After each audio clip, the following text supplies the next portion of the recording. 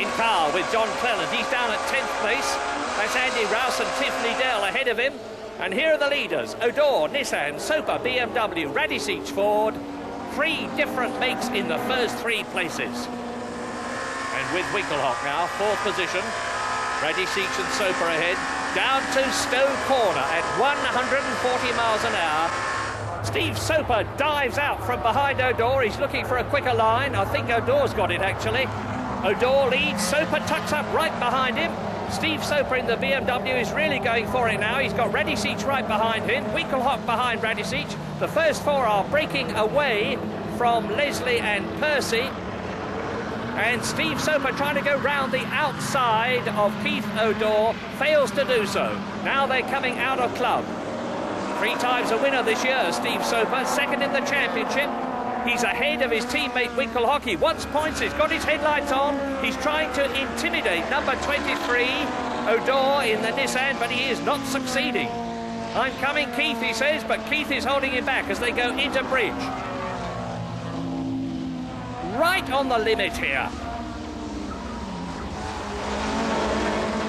Up on the curve goes Steve Soper with Winkelhock, and he's attacking Radicic, number 15 on the right. He's trying to take the place from the Ford. Has he done it? He looks across his shoulder. He has not done it because Radicic goes through and holds it. He's still in 3rd place. Now Winkelhock is through.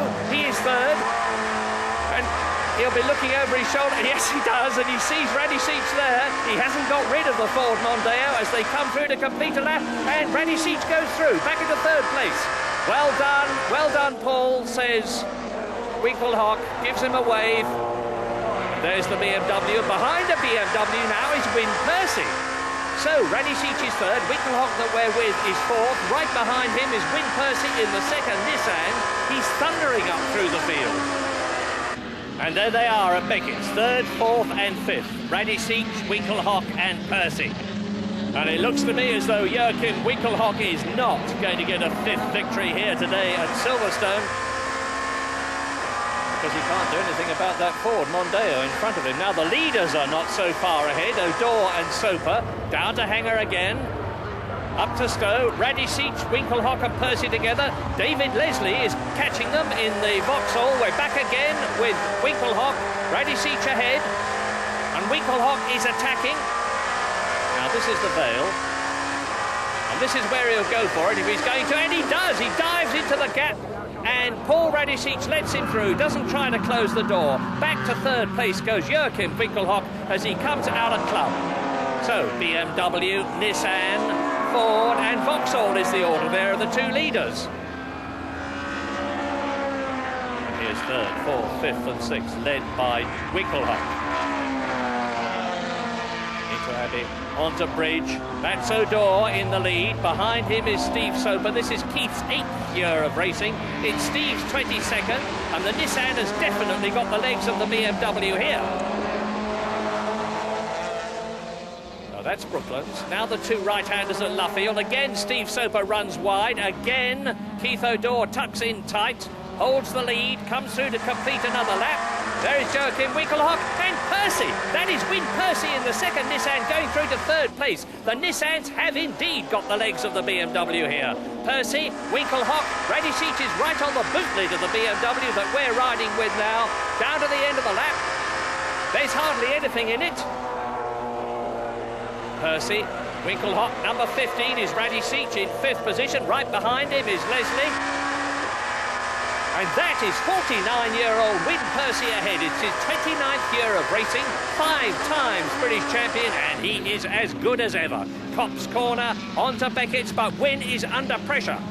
That's the man who's applying it. Number 22, Winkelhock in the BMW. Left-hand drive, rear-wheel drive, and of course the Nissan is front-wheel drive. Here are the leaders. You can see how close 3rd, 4th, 5th and 6th are to them. Down to Stowe. So it's still Odor, it's still Soper, and Soper smokes his tyres up again as he locks them. He's really trying, is Steve Soper, and Radicic isn't giving up. There he is on the right, he's going through again. He's retaken 3rd place from Joachim Winkelhock, and the German goes at it again. Look at him. Is he going to take the 3rd position from Radicic? No. Radicic again, tucks in tight, leaves no room for Winkelhock to go through. Radicic is here from New Zealand at the invitation of Andy Rouse. He's driven in single-seaters there, and America, and Australia, and Britain. And he's back in touring cars.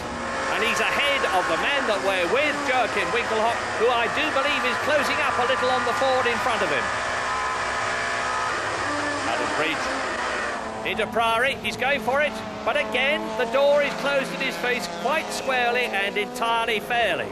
And that is Steve Soper. He was in second place, he's out. Now, what has happened? Oh, that's what's happened. He's gone off, I don't know why. Now, this is a view from Soper's car, replay. Let's see, maybe he touched O'Dore's Nissan. Anyway, he's gone off onto the grass in the biggest possible way. He's hit the Armco. Look at that debris all over the place. And there go Radicic, Winkelhock and Leslie as Steve Soper rolls to a standstill. Thank heavens he's okay. And now Keith O'Dore, number 23 in the Nissan, is alone in the lead. The pressure is off. Andy Rouse was 10th into the pits. Ignition off. He's out of the race, but we'll be hearing more from him and the Ford Mondeo. Into the last lap. Just 3.2 miles to go for Keith O'Dore's first win for Nissan. If he stays where he is, this will be by far his biggest win, and the flags are certainly going to be waving at Jan speed in Salisbury. He's nearly home, into bridge, a very fast right-hander, onto Priory, Brooklands, the two right-handers at Luffield, then to Woodcote Corner to complete the lap, and that'll be his last lap, and the team are naturally delighted. And in the cap, that's Keith's dad, Jan O'Dore, and he's had a triple heart bypass. And out of Woodcote to cross the line goes Keith O'Dore, and O'Dore wins in the Nissan Primera. Delighted. Win Percy second, 1-2 for Nissan. Radicic third, but who's fourth? Winkelhock or Leslie, as John Cleland finishes sixth. And here's a battle for seventh between Menu and Donidell. And collision, Menu spins off. Now, is he out like Harvey? No, he's not. He rejoins. That's Harry Nuttall going through to take the place. Tiffany Dell limping in, Nuttall passes him. Well, what a finish.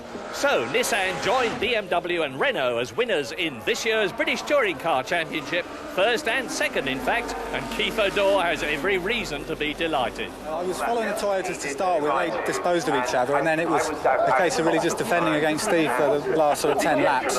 The car was strong in certain areas, which gave me a bit of an advantage. So when we got to the points where I had a disadvantage, I was able to fend him off, but I think he cooked his tyres in the end. But the Nissan, it was just fantastic. It just went the whole distance really, really well. Really, basically, I was a bit optimistic, thinking that Will maybe was going to let me through, and he hadn't thought that I was coming through, and the inevitable happened. I was committed. Will turned in, then I tried to avoid him, which meant I locked the brakes, and that made things even worse. Yeah. And Will went upside down, and I thought, well, now we've got trouble. What do you think? Well, yeah, that was about it, really, and I hadn't expected Julian to make a move, and I'd looked in my mirror coming into bridge and coming out of bridge, and so I turned in, and then I had sort of an awful sort of inkling that something was going to happen, because, you know, you sometimes can feel where a car is without seeing it, and maybe it was the sound of screeching brakes or something, or the gasp of the crowd, but anyway, I don't think you'll see two Toyotas touching today. That's for sure. If they do, I don't suppose we'll be driving. I think that'll be the end of it for us, won't it? Yeah. Will Hoy and Julian Bailey talking there at Knockhill, the venue for round 10, into which Winkelhock, despite the frustrations of Silverstone, carried an extended 19-point lead.